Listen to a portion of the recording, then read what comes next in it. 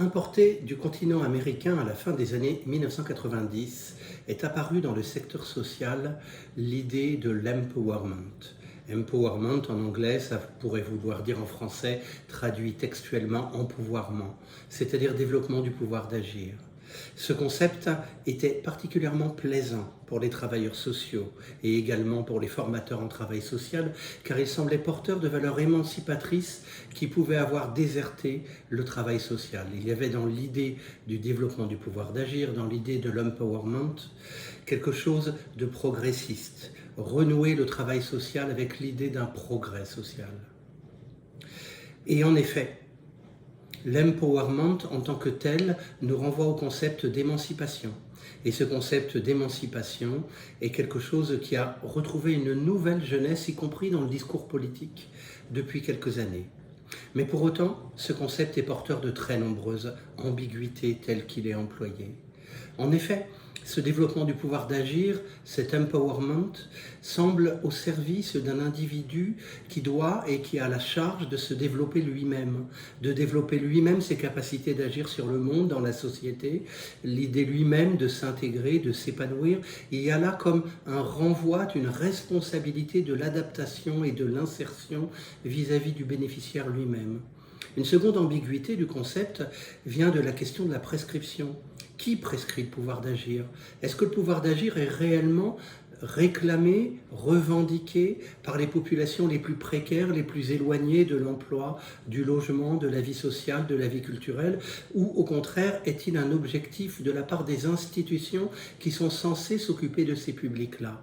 Il y a une grande ambiguïté, il y a quelque chose d'extrêmement équivoque dans le fait que ce soit les institutions qui réclament le pouvoir d'agir vis-à-vis des publics bénéficiaires qui sont donc supposés en manquer et qui sont donc dans une position où on imagine qu'il y a chez eux une forme de déficit de l'action, déficit du mouvement, déficit du développement.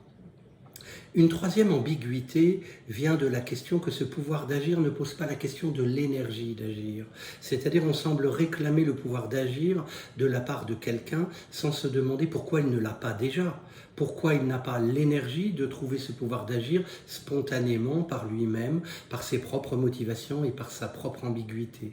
Il y a là quelque chose qui fait l'impasse sur la question de l'origine des difficultés sociales, de l'origine des difficultés culturelles, de l'origine des difficultés politiques, affectives, personnelles. On ne s'interroge plus sur l'origine, mais seulement sur le chemin à parcourir, et celui-ci est prescrit de l'extérieur.